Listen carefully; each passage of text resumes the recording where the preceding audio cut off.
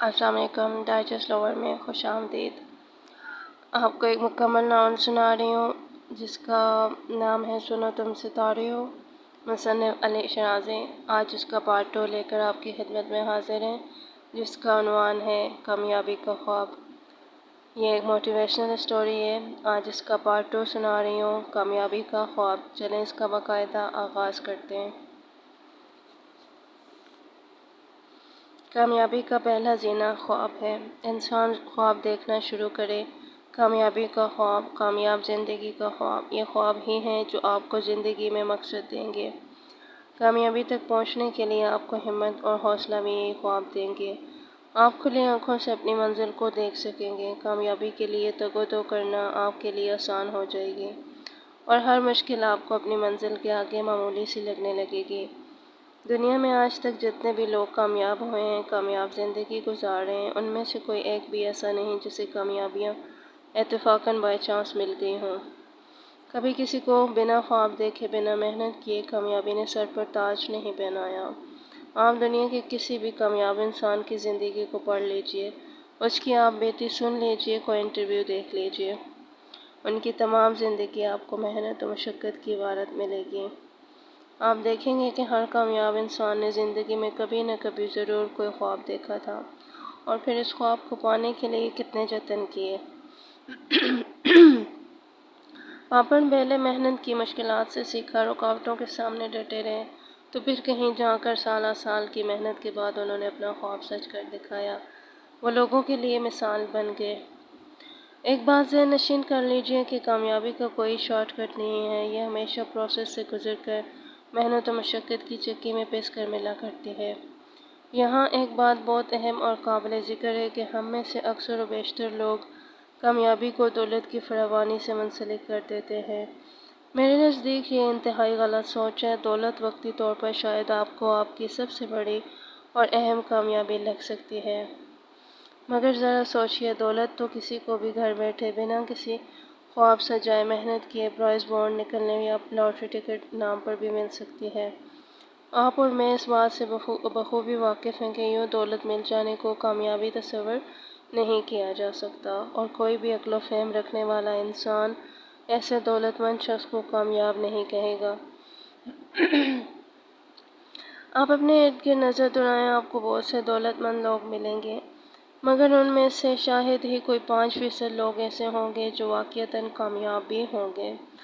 دولت مند اور کامیاب ہو جانے کے فرق کو آپ ہمارے ہی اپنے معاشرے کی ایک بے مثال اور لازوال شخصیت کی زندگی سے یوں سمجھ لیجئے کہ جناب عبدالستار ایدھی صاحب، جنہیں ہماری تمام قوم اپنا آئیڈیل مانتی ہے، ذرا غور کیجئے کہ وہ کتنے دولت مند تھے یا کتنے خزانوں کے مالک تھے۔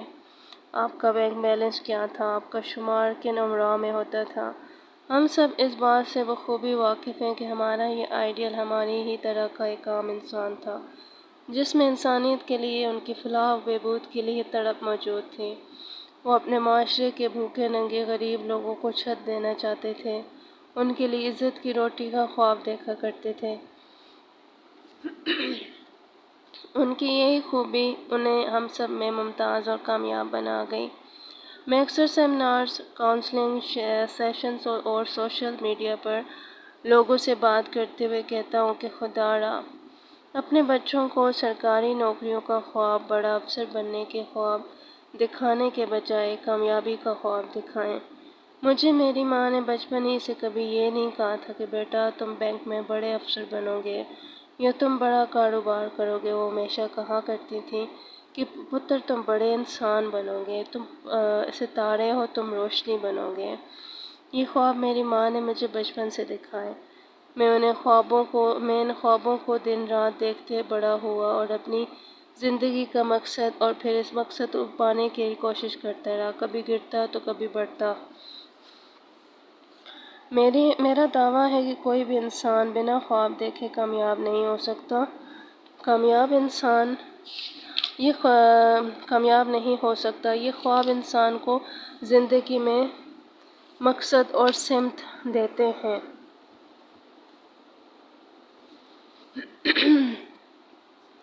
ख्वाबों की गैर मौजूदगी में कैसे कोई इंसान कामयाबी का पहला और बुनियादी ज़ीना चढ़ सकता है।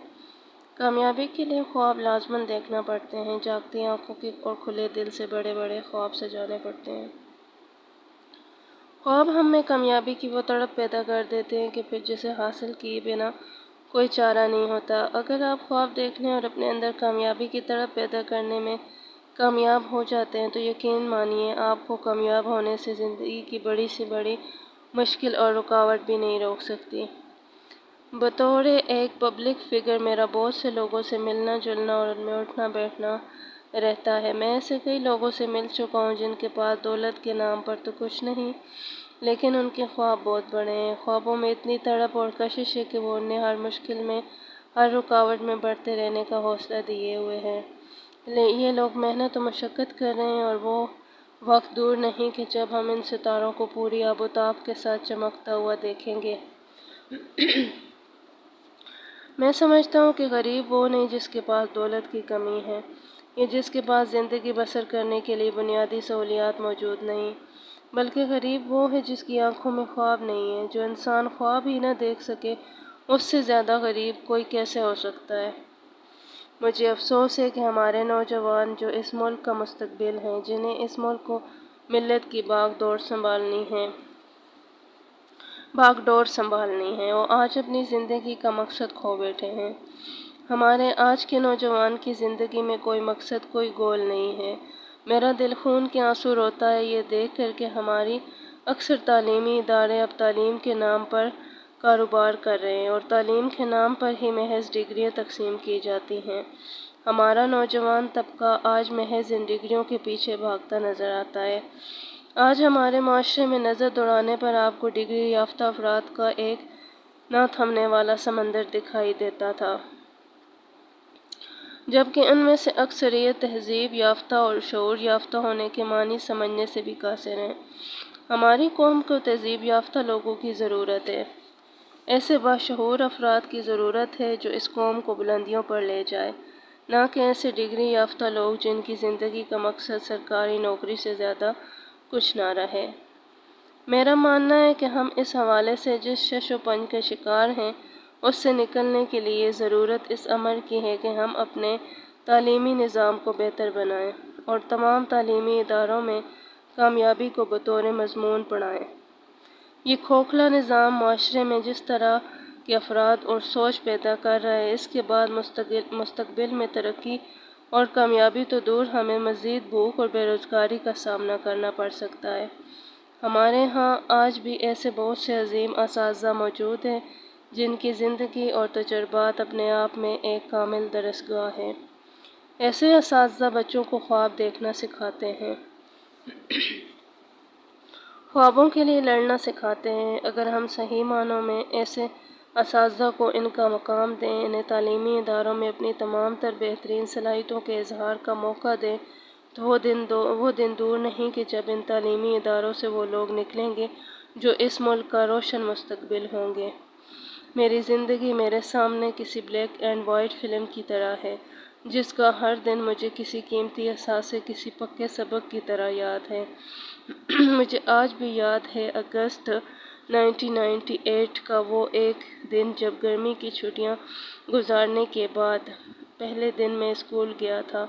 हमें उस दिन अपने उस्ताद जनाब सईद साहब की नसीहत की हुई हफीज़ जलंधरी की वो नज़म आज उन्हें ज़बानी सुनानी थी। मुझे एक नन्हा सा लड़का न समझो, मुझे इस कदर भोला भाला न समझो, मुझे खेलने का ही शीदा न समझो, समझते हो ऐसा तो ऐसा न समझो, मैं ताकत में रुस्तम से बेहतर बनूंगा, बहादुर बनूंगा, दिलावर बनूंगा, मैं पढ़ लिख के औरों का रहबर बनूंगा, अरस्तु बनूंगा, सिकंदर बनूंगा। सबक नेकियों के मुझे याद होंगे, बहुत से हुनर मुझसे ईजाद होंगे, बहुत मुझसे खुश मेरे उस्ताद होंगे, अजीज़ और माँ बाप सब शाद होंगे। सच्चाई से हरगिज़ न शर्माऊँगा मैं, भलाई हर एक से किए जाऊँगा मैं, मुसीबत में हरगिज़ न घबराऊँगा मैं, बुराई की राहों से कतराऊँगा मैं। न मैं दिल दुखाने की बातें करूँगा, न हरगिज़ रुलाने की बातें करूँगा। میں بلکہ ہنسانے کی باتیں کروں گا، دلوں کو ملانے کی باتیں کروں گا، مجھے ایک ننھا سا لڑکا نہ سمجھو۔